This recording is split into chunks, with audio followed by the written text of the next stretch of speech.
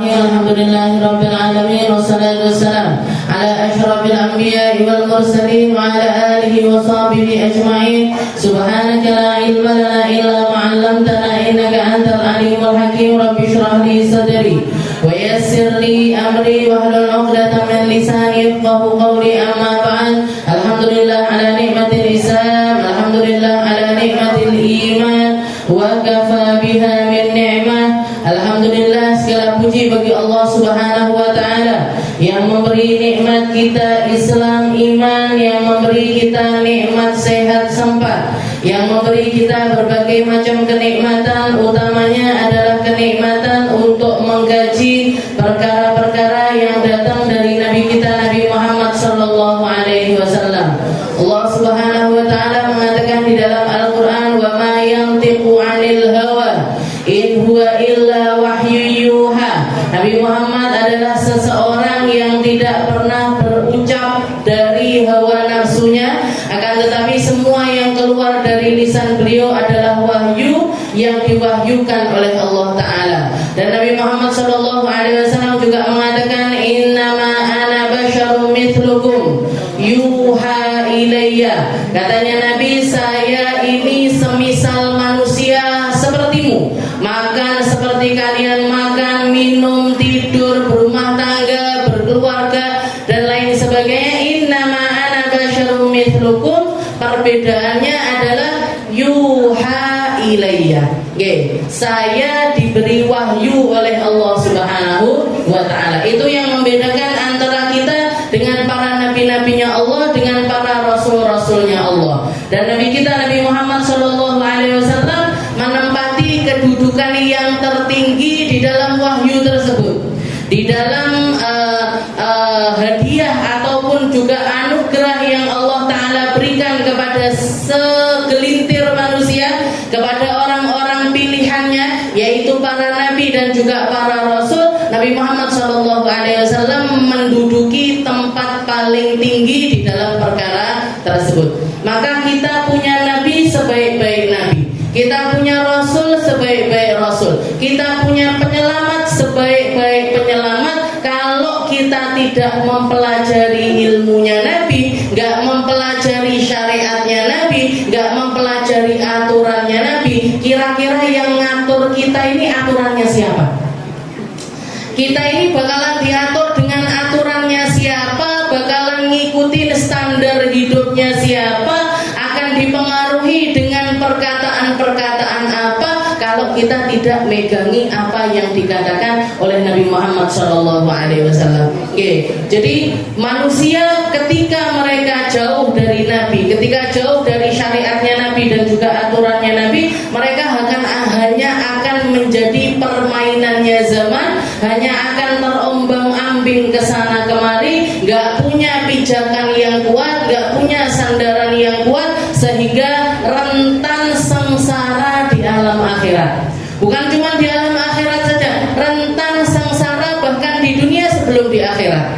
Orang-orang yang jauh dari Nabi, orang-orang yang gak punya kenikmatan menikmati kumpul-kumpul nginget Rasulullah SAW, dicabut sama Allah Ta'ala kenikmatan yang semacam itu, hidupnya hanya akan lari ke sana kemari, gak tentu arah, dan dia di dunia sudah ditampakkan sama Allah Ta'ala kesengsaraannya. Karena orang yang jauh dari Nabi hatinya pasti kosong. Hatinya pasti kosong, rohnya itu hampa, rohnya itu hampa, dan dia nggak bisa merasakan kenikmatan yang sesungguhnya. Allah Subhanahu Wa Taala mengatakan, "Ala bidzikrillahi tatmainnul qulub." Yang bikin hatimu tenang dan ketenangannya itu adalah ketenangan yang sebenarnya adalah ketika kamu dimampukan untuk mengingat Allah. Dan Nabi Muhammad SAW adalah wasilah terbesar kita untuk mengingat Allah Subhanahu wa Ta'ala. Kalau enggak, enggak akan digandengkan namanya Allah dengan namanya Nabi Muhammad. Enggak akan digabung sama Allah di dalam kalimat la ilaha illallah Muhammadur Rasulullah. Enggak akan digabungkan di dalam azan. Gak akan digabungkan di dalam iqamah, gak akan digabungkan di dalam panggilan pas yang digaungkan di setiap masjid, di setiap tempat, di seluruh penjuru dunia. Digandengkan. Berarti apa? Ini nama, nama manusia ini, yaitu Nabi Muhammad SAW, adalah wasilah terbesarnya kita untuk diselamatkan oleh Allah Subhanahu wa Ta'ala. Jalannya kita paling besar untuk selamat ini lewat sosok Nabi kita, Nabi Muhammad SAW. Makanya digandengkan sama Allah. Dan gak mungkin Nabi Muhammad itu jadi jalannya orang sesat, itu gak mungkin. Gak mungkin Nabi Muhammad itu akan dijadikan sama Allah Ta'ala sebagai orang kalau dekat sama Nabi jadi hulu, jadi berlebihan di dalam memuji. Gak mungkin. Orang yang dekat sama Nabi akan jadi orang ahli bid'ah. Gak mungkin. Orang yang dekat senangannya nyebut-nyebut Nabi menjadi orang yang sesat, itu gak mungkin. Kalau pribadinya sesat mungkin, tapi Nabi Muhammad dijadikan wasilahnya dia untuk melakukan kesesatan, itu adalah sesuatu yang jauh dari kata mungkin. Jauh sekali dari kata mungkin. Makanya semua yang datang dari Rasulullah ini harus kita anggap besar. Majelis kemis, apa tau sing ngajekne roti hadar, enek sholawate enek. Gak bisa dikatakan mek ngaji kemis, mek roti pan, mek mulutan. Ini loh yang bahaya. Ini menyepelekan sesuatu yang dibesarkan oleh Allah Ta'ala, itu yang bahaya. Karena Allah Ta'ala bahkan mengatakan wa kana fadlullahi 'alaika azima. Sungguh wahai Muhammad, keafdoliahan, kemuliaan, anugerah yang aku berikan kepadamu itu adalah sesuatu yang sangat-sangat besar. Dan kita tahu sendiri bahwa yu'adzim sya'airallah fa innaha min taqwal qulub. Orang yang mengagungkan apa yang diagungkan sama Allah Ta'ala itu menandakan ketakwaan yang ada di dalam dirinya. Berarti apa? Semakin kita mengagung-agungkan Nabi, semakin kita memuji-muji Nabi, semakin kita meluangkan banyak waktu kita untuk Nabi, di situ menunjukkan pertambahan dari kadar ketakwaan kita kepada Allah Subhanahu wa Ta'ala. Makanya minta, selalu minta, ya Allah yang kayak gini ini saya mau diistiqomahkan. Ya Allah yang semacam ini mbok saya ini dikasih rasanya sampai akhir hayat saya. Ya Allah semoga yang semacam ini jadi amalannya saya sampai masuk ke liang lahat nanti. Bahkan setelah saya masuk di liang lahat, ya Allah tetap ingat-ingat saya, ingat-ingat diri ini yang memasukkan diri di dalam golongan yang semacam ini, sehingga setelah saya mati semoga pahala-pahalanya tetap mengalir kepada diri saya. Jadi duduk di sini niatkan amal jariyahku, ya Allah aku dadi wong-wong sing istiqomah neng kene, libuh neng kene, ngaji neng kene. Ya Allah jadikan ini amal yang istiqomah, jadikan ini masuk di dalam celengan jariyah saya nanti di akhirat. Ditambah lagi kalau jenengan bisa ngajak orang-orang, kolek masjidnya tidak cukup piye misalnya, ya mbok apa di dedel, apa libuh neng ondo, apa neng endi, pokoknya jenengan ajak-ajak niatnya menyebarkan dakwahnya Nabi Muhammad SAW. Kita lanjutkan pembahasan kita di dalam ma'asil lisan, masih di dalam bab yang membahas tentang maksiatnya lisan. Dan kalau dilihat ini list paling banyak dosa itu ya dosanya lisan. Paling akeh ngalah-ngalahi dosanya mata, ngalah-ngalahi dosanya hati. Dosanya hati aja cuma sak lembar, Bu. Nah ini dosanya mata ini, dosanya lisan ini rong lembar dewi. Nah, jadi maksiat paling banyak itu memang maksiatnya lisan. Kecil bentuknya, tapi urusannya panjang di sisi Allah Ta'ala. Dan orang yang nggak bisa jaga lisannya itu lebih sering menyesal ketimbang. Jadi orang kalau diam itu nggak mungkin nyesal. Gak ada orang menyesal atas diamnya itu, gak ada. Karena gak terjadi apa-apa. Kalaupun misalkan dia mendiamkan sesuatu, dia gak masuk di dalam ranah yang beresiko untuk mendatangkan dosa untuk dirinya. Tapi sekian banyak kita ingat-ingat di dalam kehidupan kita ini lebih nyesel ngomong apa lebih nyesel menang. Betul aku dia kok menang ae. Enggak ada. Biasanya sing akeh getun ngomong, kenapa kok ngomong ngono? Kenapa kok saya ucapkan? Kenapa kok saya lontarkan? Kenapa kok saya harus bicara yang semacam itu? Paling sering itu diedit. Bahkan makanya WhatsApp sekarang ada fitur edit. Wes ngomong terus diedit. Karena orang itu nyesel kalau ngomong biasanya. Enggak ada orang sudah usah tak balas cerita. Tidak dibalas itu nggak nyesel, karena kosong, kata-katanya itu kosong. Tapi kalau sudah ngomong, sudah terlanjur kekirim, nyapo gimana tak kirim. Makanya dikasih fitur, di WhatsApp itu edit tulisan, gitu. Ada, ya. Jadi diedit tulisannya karena kalau salah bisa dibenerin. Nah itu fiturnya manusia. Tapi kalau fiturnya Allah Ta'ala lengkap bu, sing bener, sing salah, sing wis kadung ngomong, itu semuanya masuk di dalam catatan amal kita. Buset kate opo, nggak ada fitur edit itu nggak ada. Jadi jangan sampai kita menyesal dengan atau istilahnya gini, kalau menyesal di dalam perkataan kita kayaknya itu nggak mungkin. Jadi kita pasti bakalan tetap ngomong. Nggak mungkin kan jenengan keluar dari sini menang terus ditekoi bojone, ditekoi kancane, nyapa poso aku, poso ngomong. Kan nggak mungkin. Tapi kita minimalisir, dengan kita belajar ini kita tahu mana yang perlu diedit, mana yang nggak boleh kita ucapkan, mana yang berpotensi merugikan akhirat saya. Ini yang kita pelajari.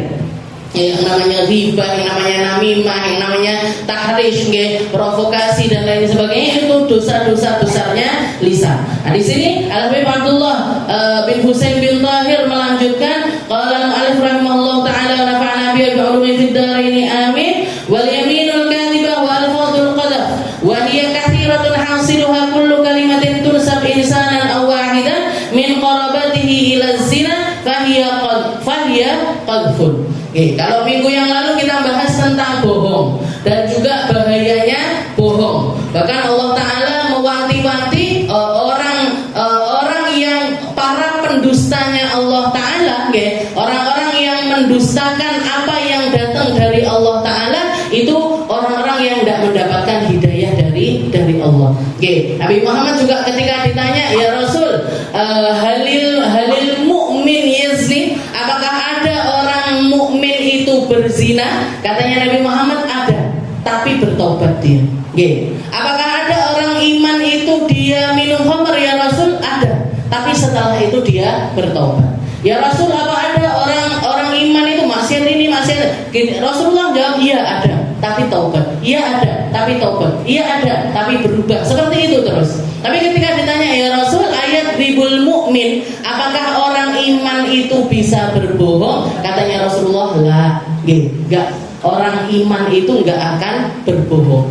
Kenapa? Karena antara iman itu kan artinya percaya. Dengan kepercayaan yang ada di dalam hatinya itu sudah cukup untuk untuk memberitahukan bagi diri hamba tersebut mana yang patutnya keluar, mana yang patutnya enggak keluar, mana yang boleh saya ucapkan, mana yang enggak boleh saya ucapkan. Kenapa? Karena bohong itu sudah pasti sesuatu yang enggak sesuai dengan hati nurani kita. Orang kalau bohong, pertama kali bohong mesti gemetaran.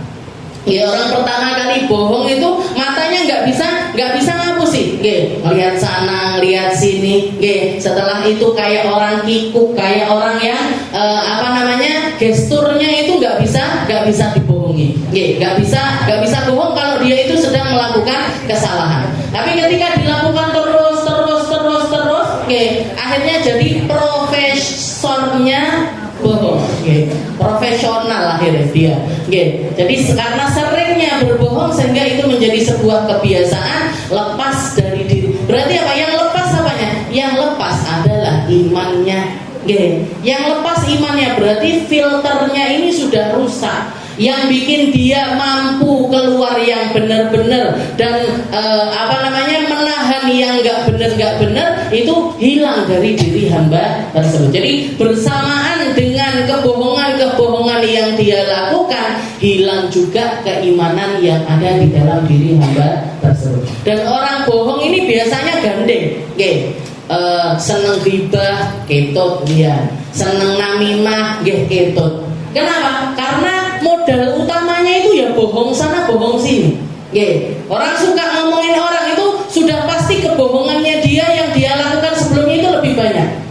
Orang yang suka ngadu domba orang lain, ini ngomong gini di sini, ngomong gini di sini. Nah, itu sebelumnya sudah pasti dia banyak berbohong. Bohongin sana, bohongin sini, bolak-balikkan fakta di sana, bolak-balikkan fakta di sini. Sehingga dosa-dosa besar yang lainnya itu ikut di dalam kebohongan tersebut. Nauzubillah min dzalik. Jadi dikatakan di sini wal kadhib wa wal kalam bi khilafil waqi'. Dosa besar yang selanjutnya adalah berbohong, yaitu berbicara tidak sesuai dengan fakta. Wal yaminul kadzibah, dan juga sumpah palsu.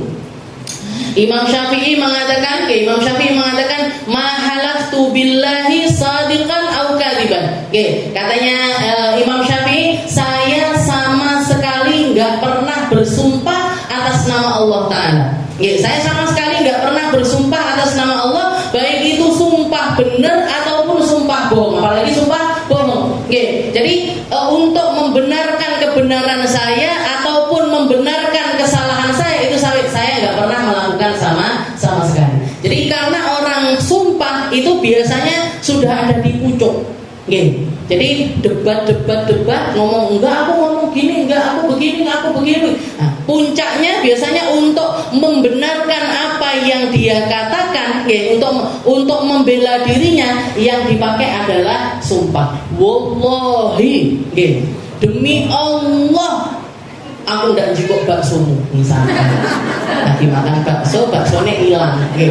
Loh, bakso pun nanti, kata temannya. Pasti kamu yang ngambil. Enggak, aku mau makan punyaku sendiri, aku sih makan miku ini. Dan sudah setelah perdebatan panjang, biasanya ujungnya kalau orang ini nggak percaya sama kita, wallahi aku nggak makan bakso. Demi Allah saya nggak makan punya kamu. Nah, itu biasanya bohong itu apa? Sumpah itu kan ada di paling ujung.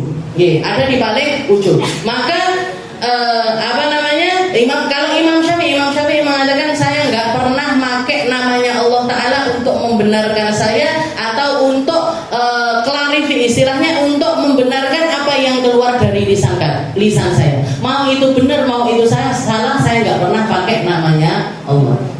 Dan kita, istilahnya kalau mau melihat orang yang patut untuk kita percayai, keluarkan di dalam list ini orang yang sukanya bersumpah. Kalau jenengan punya kenalan ataupun orang-orang yang kita misalkan mau melakukan sesuatu bersama-sama, mau itu bisnis dan lain sebagainya, kok kelihatan dari omongannya, wallahi demi Allah, senangannya sumpah, sukanya sumpah, nggak usah dijak dulu, nggak usah dijak di sana. Pokoknya nggak usah deket-deket sama orang macam ini. Kenapa? Karena dia menggunakan namanya Allah Ta'ala di dalam sesuatu yang sepele-sepele. Berarti apa? Berarti kayak seakan-akan dia kalau nggak sumpah itu nggak akan dipercaya orang. Maka jangan percayai orang semacam ini. Karena berarti dia itu nggak punya kepercayaan di dalam dirinya, dan kita nggak perlu percaya kepada orang yang nggak punya kepercayaan di dalam dirinya. Kenapa? Sedikit-sedikit wallahi demi Allah. Sumpah dilapisi sumpah yang lainnya, sumpah dilapisi sumpah yang lainnya. Kalau di dalam perkara yang benar masih nggak dosa. Tapi kalau sudah menjadi kebiasaan dan itu sebuah kebohongan, maka di situ dosanya berlapis. Dosa bohong dan dosa karena bersumpah atas kebohongan tersebut. Jadi bohongnya sudah salah, sumpah di dalam kebohongan tersebut menjadi dobelnya dosa apa yang keluar dari lisan dia. Setelah itu beliau mengatakan wa alfadul qadhaf wa hiya katsiratun hasiluha kullu kalkun. Jadi dikatakan dan dosa yang selanjutnya adalah qadzaf. Apa itu qadzaf? Qadzaf itu adalah menuduh orang lain berzina. Menuduh orang lain bukan dengan tuduhan-tuduhan yang berbagai macam tuduhan, bukan dari sekian banyak modelnya tuduhan yang dituduhkan adalah perkara zina. Jadi qadzaf itu tuduhan dalam hal yang khusus, yaitu di dalam hal perzinahan. Itu dosanya juga sangat-sangat besar sekali. Bahkan sampai pelakunya dihukum di dunia sebelum di akhirat. Ada hukumannya dari Al-Quran, sama seperti zina. Kalau orang berzina, maka hukumannya dicambuk 100 kali cambukan, wa taghribu sana, dan juga diasingkan selama 1 tahun. Jadi orang kalau melakukan zina dulu di zaman Nabi, yang pakai syariatnya Nabi, pakai aturannya Nabi, orang kalau berzina itu kategorinya jadi 2 kategori. Ada 2 macam orang berzina. Ada 2 macam orang yang dihukum dengan zina. Yang satu muhsan, yang satu ghairu muhsan. Yang satu sudah menikah, yang satu belum pernah menikah. Jadi orang zina kalau sudah nikah atau berada di dalam tali pernikahan, itu hukumannya lebih berat. Hukumannya apa? Di dalam Al-Quran dulu ada ayat yang bacaannya tapi sudah terhapuskan. Wasyaikhu wasyaikhatu idza zanaya farjumuhuma albattah. Ini di dalam Al-Quran jangan buka, nggak akan nemu. Tanya Ustazah Nur juga ayat neng di Ustazah tidak ada.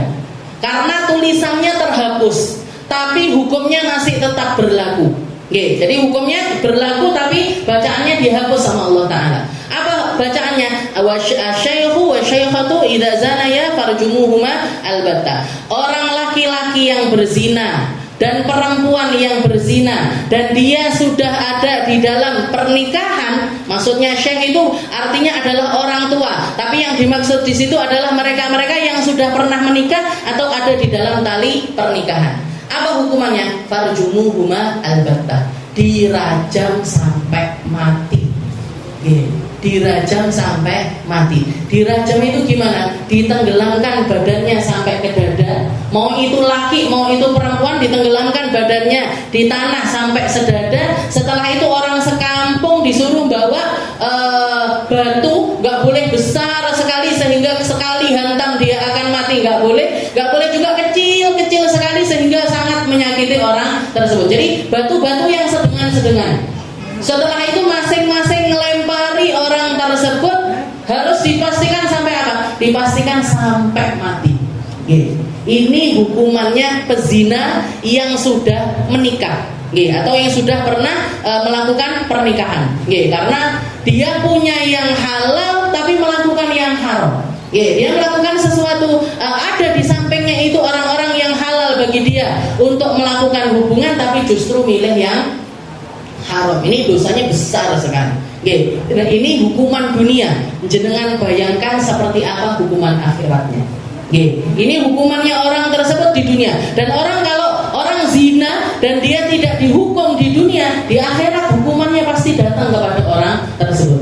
Kalau mati nggak taubat, kalau mati nggak minta ampun sama Allah Ta'ala, kalau mati nggak berubah dari dosa tersebut, nggak nyeseli dosa tersebut, nggak pernah menangisi dosa tersebut, maka di akhirat minimal istilahnya gini, minimal rasanya kalau kita mau merasakan azab akhirat itu azab dunia dikalikan 1000 kali.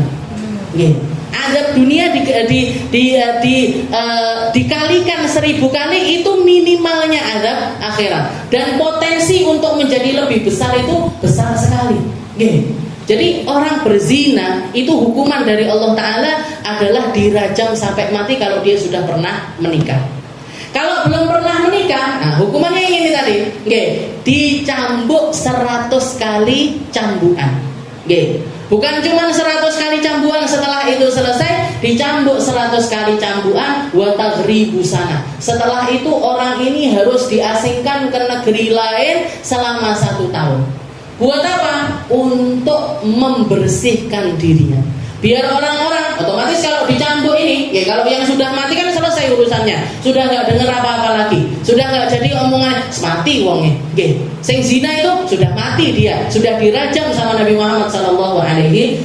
Tapi kalau masih kalau dirajam, ini kan kadang-kadang masih hidup sehingga dia masih akan berinteraksi dengan orang-orang. Maka sama Nabi Muhammad setelah mereka dirajam dicambuk 100 kali, diperintahkan untuk diasingkan selama setahun untuk membersihkan namanya untuk agar dia ini merenungkan kesalahannya juga iya. Dan jangan lihat, istilahnya gini, kalau kita melihat syariat Islam itu kayak serem. Kayak menakutkan, kayak membahayakan, mosok dirajam, mosok dicambuk. Tapi jangan lihat efeknya. 1-2 orang mungkin yang diperlakukan seperti itu ngobati penyakit yang lainnya. Istilahnya zaman sekarang ini zina menjadi sesuatu yang biasa, hamil di luar nikah itu menjadi sesuatu yang mereka lakukan tanpa beban, bahkan menjadi alternatif bagi anak muda zaman sekarang. Gak sedikit yang mengatakan, oh saya sudah jatuh cinta sama orang ini, gak dapat restu dari orang tua saya, wes meteng dhisik ae lah. Nanti pasti turun SK-nya, nanti pasti turun restunya kalau saya sudah hamil. Na'udzubillah ini. Jadi menjadi omongan yang sangat biasa. Padahal dosanya luar biasa besar. Dan itu efeknya ketika syariatnya Nabi Muhammad gak diberlakukan. Ketika syariatnya Nabi di-off-kan, dimatikan, Bu. Saya gak mau pakai aturannya Nabi. Jangan lihat, tinggal tunggu aja waktu kehancuran masyarakat tersebut dengan dosa yang dia lakukan. Kalau yang dimatikan adalah hukumannya orang zina dalam waktu yang sangat cepat akan menjadi sesuatu yang biasa dilakukan. Kalau orang mematikan syariatnya kisos, orang dibunuh juga, orang motong tangannya orang dipotong tangannya juga, orang bikin orang buta dibutakan juga, orang bikin kaki orang lumpuh dilumpuhkan juga, itu namanya hukuman kisos. Al-ain bil ain, katanya Allah Ta'ala, mata dibalas mata, telinga dibalas telinga, tangan dibalas tangan. Jadi bukan cuma berlaku untuk orang yang bunuh orang lain. Bahkan masalah gigi itu ada aturannya, Bu, di dalam syariat. Orang kok nanggalkan giginya orang lain, itu satu gigi kafaratnya, kalau nggak mau ditanggalkan juga giginya, kafaratnya 15 ekor sapi. Jadi misalkan saya nggak sengaja nyenggol jenengan kedaduk sini, terus untune jenengan cepot siji, terus saya bilang, Bu maaf ya Bu, giginya sampai copot kayak gitu. Itu kalau di dalam aturannya Islam, misalkan orangnya memaafkan, ya udah nggak apa-apa, nggak usah tak copotin balik gigimu, tapi bayar aja saya. Berapa bayarannya satu gigi? 15 ekor sapi. Jenengan hitung aja untune dhewe-dhewe. Tinggal hitung aja giginya masing-masing berapa. Itu harga satu gigi. Anggota tubuh yang lainnya pun demikian. Ada orang motong telinganya orang, dipotong telinganya. Ada orang matahkan tangannya orang, dipatahkan tangannya. Ada orang melumpuhkan kakinya orang, dilumpuhkan kaki. Itu kisos aturan dari Allah Subhanahu wa Ta'ala. Ketika syariat yang semacam ini dimatikan, jangan lihat, orang melakukan kekerasan biasa, orang bahkan melakukan pembunuhan dianggap sesuatu yang galah. Aku paling di penjara paling 5 tahun, paling 6 tahun. Kalau pejabat-pejabat setengah tahun kadang-kadang. Bunuh orang lain itu hukumannya nilainya manusia, nyawa manusia cuma dihargai hukuman setengah tahun. Cuma setengah tahun atau 1 tahun penjara. Ini kan jauh sekali dari keadilan, jauh sekali dari hal yang sesuai dengan hal tersebut. Tinggal lihat aja, apa yang dimatikan? Oh, hukumannya orang minum khamr. Ya lihat, khamr akan menjadi sesuatu yang biasa dilakukan. Hukumannya orang berjudi, judi akan menjadi sesuatu yang biasa. Hukumannya rampok, perampokan akan terjadi di mana-mana. Pencurian menjadi. Ini koruptor itu nggak akan tobat, Bu. Saya yakin mereka itu nggak akan tobat. Kenapa? Wetenge wis kebek karo haram. sudah nggak punya rasa takut sama Allah Ta'ala. Kalau kita mau negeri ini bebas dari korupsi, nggak ada jalan kecuali pakai aturannya syariat. Nggak perlu dibunuh koruptor itu, diketok aja loh tangannya, potong aja tangannya, potong aja tangannya. Istrinya nanti bakalan mikir-mikir, wes ya, nggak usah aneh-aneh, aku nggak popo, nggak nenteng tas Hermes, nggak popo. Sing penting tanganmu pangga henek. Nah, yang penting kamu tetap punya tangan. Jadi hukumannya itu hukuman nyata. As-sariqu was-sariqatu faqta'u aydiyahuma bima kasabat nakalan minallah. Dan para ulama mengatakan orang kalau sudah pernah mencuri, apalagi sudah berkali-kali mencuri, itu sudah jadi penyakit yang enggak akan bisa diobati kecuali dengan dipotong tangannya. Nah, jadi dosa itu kayak penyakit. Dosa itu kayak penyakit. Kalau kita mau penyakit itu hilang, ya harus ditindak tegas atas hal tersebut. Jadi wal qadzaf, kalau qadzaf ini, qadzaf itu nuduh orang lain berzina. Jadi berzina itu hukumannya besar. Hukumannya besar. Sesuatu yang resikonya besar, dosanya juga besar. Nuduh orang lain berzina itu juga nggak kalah besarnya. Nuduh orang lain, menjatuhkan martabatnya orang lain, jatuhkan harga dirinya orang lain di dalam perkara ini, di dalam perkara hubungan seksual, maka itu dosanya juga sangat-sangat besar sekali. Walladzina yarmunal muhsanat, katanya Allah Ta'ala, barang siapa yang nuduh zina kepada perempuan baik-baik, kepada perempuan yang baik-baik, fajliduhum thamanina jaldah, thumma lam ya'tu bi arba'ati syuhada, katanya Allah Ta'ala, barang siapa yang nuduh orang lain berzina dan dia enggak mampu untuk mendatangkan 4 orang saksi untuk menguatkan tuduhannya dia, fajliduhum thamanina jaldah, maka hukumannya mereka adalah dijilid, dicambuk 80 kali cambukan sekaligus dicabut hak syahadahnya mereka, dicabut hak persaksian dari mereka. Jadi kalau misalkan orang-orang penuduh zina ini tadi mereka didatangkan jadi tamu undangannya orang nikahan, mereka nggak bisa jadi saksi nikah. Kalau mereka jadi saksi di dalam kasus-kasus yang lainnya, dia istilahnya sudah di blacklist dari persaksian dalam bentuk apapun. Mau itu perjanjian, mau itu utang piutang, mau itu pernikahan, mau itu, jadi hitam namanya, di blacklist dari list orang-orang yang diterima syahadahnya oleh Allah Subhanahu wa la taqbalu lahum syahadatan abada. Katanya Allah Ta'ala, jangan pernah percayai persaksian dari orang yang pernah melakukan qadzaf ini tadi, yang pernah menuduh orang lain di dalam berzina. Kalau para jumhur ulama mengatakan yang dimaksud nggak diterima persaksiannya itu sampai kapan? Lafadznya abadan, selama-lamanya, berarti sampai mati nggak diterima persaksiannya. Itu madhabnya Imam Hanafi. Madhabnya Imam Hanafi nggak balik lagi syahadahnya dia selama-lamanya. Tapi para jumhur yang lainnya, Imam Malik, Imam Syafi'i dan lain sebagainya, mengatakan akan kembali persaksiannya setelah terbukti dalam 1 tahun ini dia nggak melakukan kesalahan-kesalahan besar. Jadi kalau dia sudah taubat, taubat dari hal tersebut, sudah dihukum, setelah itu taubat, setelah itu berlalu waktu 1 tahun, dan dalam 1 tahun ini dia nggak melakukan dosa kecil ataupun dosa besar, dosa kecil yang banyak ataupun dosa besar, sekali dosa besar, maka kembali lagi syahadah bagi orang tersebut, persaksiannya kembali lagi. Tapi kalau nggak taubat, nggak akan kembali selama-lamanya. Tapi Imam Abu Hanifah mengatakan enggak, bahkan selama seumur hidupnya dia sudah nggak bisa jadi saksi lagi. Nah, itu hukum qadzaf.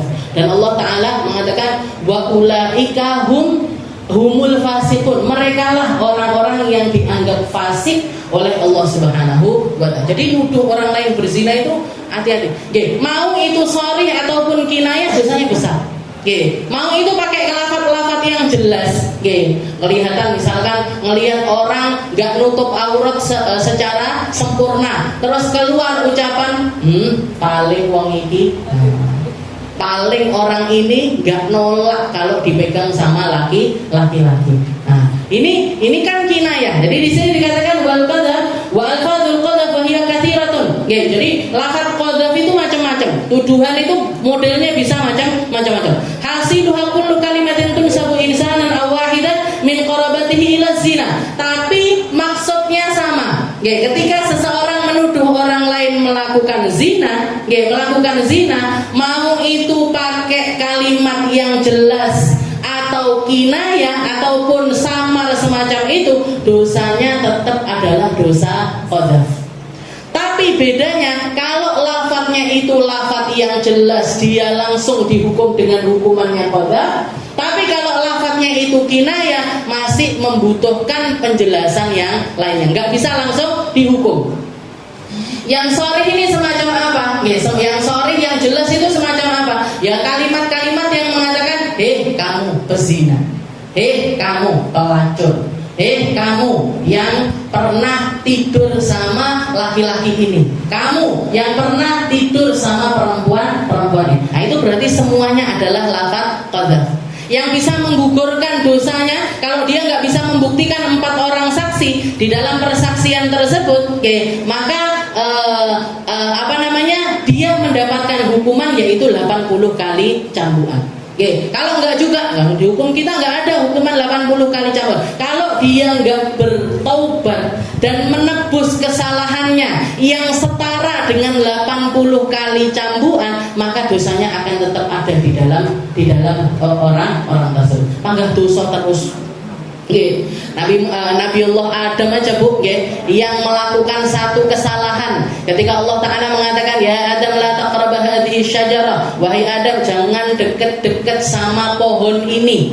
Tapi Nabi Adam dekat, setelah itu ngambil buahnya, setelah itu makan, dihukum sama Allah Ta'ala, minta ampun sama Allah Ta'ala dan bertaubat atas kesalahan tersebut, masih mengingat dosanya sampai di akhirat, masih nginget dosanya sampai di padang mahsyar, masih nginget dosanya di alam setelah kematian. Jangan bayangkan kalau larangannya Allah Ta'ala ini tentang sesuatu yang bahkan Allah Ta'ala menentukan kalian itu harus dihukum dengan cara semacam ini. Nabi Allah Adam tanpa ada istilahnya, Allah Ta'ala nggak mengerti, ya Adam la taqrab hadhihi syajarah, wahai Adam jangan kamu dekat-dekat pohon ini. Kalau kamu dekat-dekat pohon ini, kamu akan aku telanjangi, kamu akan aku turunkan dari surga, kamu akan aku pisahkan dengan istrimu, kamu akan aku beginikan. Gak ada kalimat tersebut. Itu pun dosanya Nabi Adam kepikiran sampai padang mahsyar. Dosa yang sudah beliau tobati, yang sudah dihukum atas hal tersebut dan sudah diampuni sama Allah Ta'ala. Jangan bayangkan kalau dosa yang dilakukan ini, dosa yang ditentukan hukumannya sama Allah, dan kita belum mendapatkan balasan dari hukuman tersebut yang sesuai dengan apa yang kita lakukan. Ini nasibnya di akhirat ini kayak apa? Hukuman dari Allah Ta'ala ini nanti bakalan semacam apa? Jadi fajriduhum thamanina jalda. Katanya Allah Ta'ala 80 kali cambukan untuk orang yang menuduh orang lain berzina, dan kalimatnya itu adalah kalimat sharih. Tapi kalau kalimatnya kalimat kinayah, gak langsung jatuh had, gak langsung jatuh hukumannya. Ketika ada satu orang datang kepada Nabi, ya Rasul, inna mro'ati la turaddu yadul lamis. Katanya laki-laki tersebut, ya Rasul, saya punya istri gak nolak sentuhan dari orang lain. Saya punya istri nggak nolak sentuhan dari orang lain. Nah, pakai kalimat kinayah, pakai kalimat yang samar. Maka Rasulullah mengatakan, talikha. Kalau gitu ceraikan aja perempuan yang semacam itu. Jadi solusinya dari Nabi, ceraikan saja perempuan yang semacam itu. Maka laki-laki tersebut mengatakan, walakinni uhibbuha. Tapi ya Rasul, saya masih cinta sama istri saya. Saya masih cinta sama istri saya. Maka Rasulullah mengatakan kalau gitu amsikha, kalau gitu tetap pegangi dia dan lakukan, usahakan apapun yang untuk kamu mempertahankan rumah tanggamu. Istilahnya kalau kamu sudah tahu punya istri yang semacam itu dan kamu masih pengen untuk bersama-sama dengan dia, maka kamu harus ekstra di dalam menjaga perempuanmu. Mungkin bikin aturan, nggak boleh keluar rumah, nggak boleh begini, nggak boleh begitu, atau dijaga terus, dipantau 24 jam, disanding terus, macam-macam. Ada banyak usaha yang bisa dilakukan oleh seseorang untuk mempertahankan rumah tangganya ketika terjadi hal yang semacam ini. Dan para ulama banyak ngasih solusi. Bisa dengan apa? Bisa dengan dipantau terus, turutibuha, dipantau terus di mana dia, kemana, bersama siapa. Itu bisa. Bisa juga dengan bijimaiha, dengan memenuhi hasratnya dia. Berarti istrimu ini punya hasrat lebih, istilahnya nggak bisa di dalam hubungan suami istri itu dia punya kebutuhan lebih, maka sesuaikan dengan kebutuhannya dia sehingga dia nggak nyari lagi di luar sana. Macam-macam. Solusinya dari para ulama. Disesuaikan dengan keadaan, disesuaikan. Jadi nggak apa-apa kalau misalkan jenengan istilahnya jangan jenengan lah wong liya, sampai jenengan. Istilahnya terjadi hal-hal yang semacam ini di dalam rumah tangga, dan kita masih tetap pengen untuk mempertahankan rumah tangga tersebut, maka diusahakan dengan usaha yang semaksimal mungkin. Bisa jadi dengan cara wes saiki HP-ne kudu nggak boleh istilahnya harus ada kejujuran di dalam rumah tangga ini, itu dan lain sebagainya. Dan kalau misalkan ini mungkin salah satu hal yang terjadi karena zaman sekarang ini kan zina di mana-mana dan penyakit menularnya zina itu macam-macam bentuknya. Mungkin salah satu hal yang menjadi bentuk sayangnya kita dengan diri kita sendiri. Sayangnya kita dengan diri kita sendiri, kalau sudah terjadi pengkhianatan semacam ini, kita harus punya kalimat-kalimat tegas di dalam keberlanjutan rumah tangga. Termasuk diantaranya apa? Suruh tes darah. Kalau misalkan nggak terkena penyakit macam-macam, silahkan diteruskan. Tapi kalau sudah terbukti punya penyakit macam-macam, jenengan harus lebih sayang kepada diri sendiri ketimbang pernikahan itu tadi.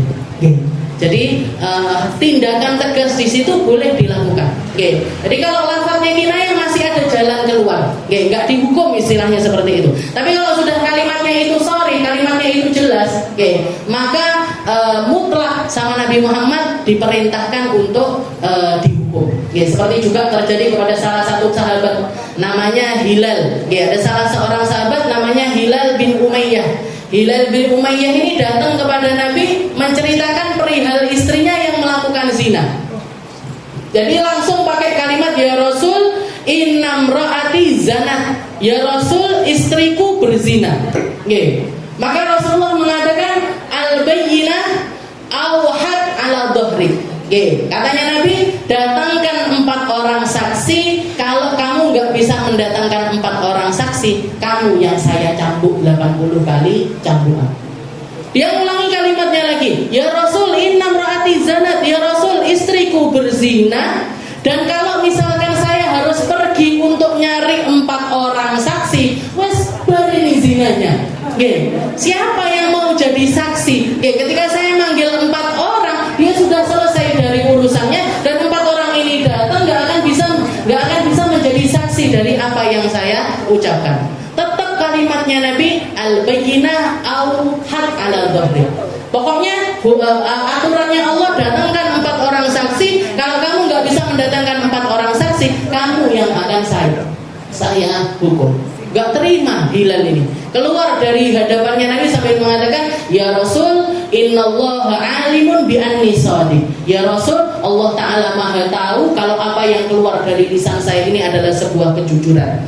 Saya itu jujur ya Rasul. Lah kok saya yang harus dihukum? Istri saya yang berzina, saya yang melaporkan, dan kok jadi saya yang dihukum, bukannya dia, kan dia pelakunya. Tapi tetap jawabannya Rasul, al-bayyinah au ala dhuhri. Datangkan saksi, kamu nggak bisa datangkan saksi, kamu yang aku hukum.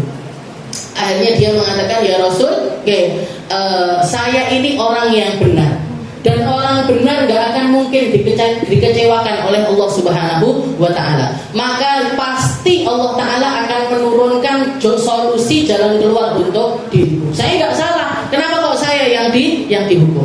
Maka gak lama setelah itu turun ayat yang menjelaskan ayatul mula'anah. Jadi untuk dua orang, istilahnya ini khusus untuk suami istri, ketika salah satu di antara mereka ini menuduh pasangannya berzina, maka ada jalan keluar namanya mula'anah, saling laknat, li'an namanya. Kalau di dalam syariatnya namanya hukum li'an. Caranya gimana? Masing-masing dari kedua belah pihak ini saling melaknat yang lain.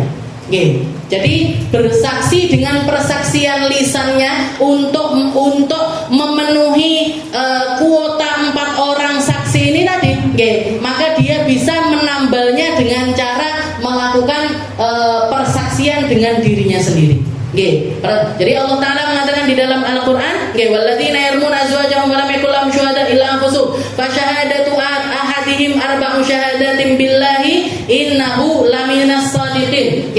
Katanya Allah Ta'ala mengatakan kalau barang siapa yang menuduh pasangannya melakukan zina dan dia tidak bisa mendatangkan saksi, tidak bisa mendatangkan 4 orang saksi, fa syahadatu ahadihim arba'u syahadat, maka salah satu di antara mereka silahkan bersaksi dengan 4 kali persaksian. Jadi nanti ketika kejadian tersebut setelah dimediasi nggak bisa terjadi nggak dapat jalan keluar yang istilahnya dalam keadaan diam-diam, maka pakai. Jadi setelah sholat Jumat, dikatakan setelah selesai sholat Jumat, Rasulullah mendatangkan 2 kubu ini tadi, Hilal bin Umayyah sama istrinya ini didatangkan. Setelah itu yang pertama berdiri Hilal diperintahkan untuk berdiri. Setelah itu mengatakan ushhidullaha bi anni shadiq wa imraati kadhib. Saya bersaksi bahwa saya adalah orang yang benar dan istri saya adalah orang yang salah. Saya bersaksi saya adalah orang benar, istri saya orang salah. Saya benar, istri saya salah. Saya benar, istri saya salah. 4 kali persaksian di depan halayak ramai, di depan Nabi Muhammad sallallahu alaihi wasallam.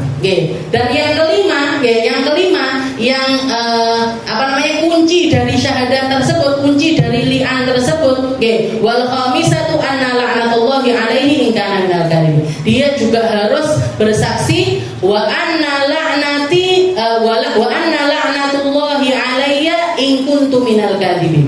Jadi setelah 4 kali persaksian tersebut terakhir ditutup dengan kalimat, dan saya bersedia mendapatkan laknat dari Allah Ta'ala kalau sampai saya berbohong di dalam kalimat saya. Maka dikatakan setelah selesainya persaksiannya Hilal bin Umayyah, setelah selesai dia 5 kali persaksian, Nabi Muhammad mengatakan ini langsung terjadi perceraian. Dan perceraiannya itu ilal abad, gak mungkin bisa kembali lagi. Kalau orang talak 1, talak 2 masih bisa kembali di masa iddah. Kalau di luar masa iddah masih bisa dengan akad baru.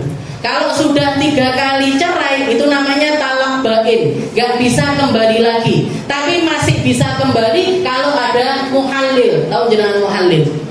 Jadi istrinya nikah lagi dengan laki-laki lain, dicerai dari laki-laki tersebut, selesai dari masa iddahnya suami yang kedua, baru boleh kembali lagi ke suami yang pertama. Itu namanya muhallil. Kalau sampai terjadi talak 3 itu yang dilakukan. Tapi kalau untuk li'an itu selama-lamanya nggak bisa kembali. Selama-lamanya nggak bisa kembali. Maka dikatakan setelah 5 kali persaksian dari pihak suami itu langsung terjadi perceraian ilal abad. Jadi cerainya langsung selama-lamanya.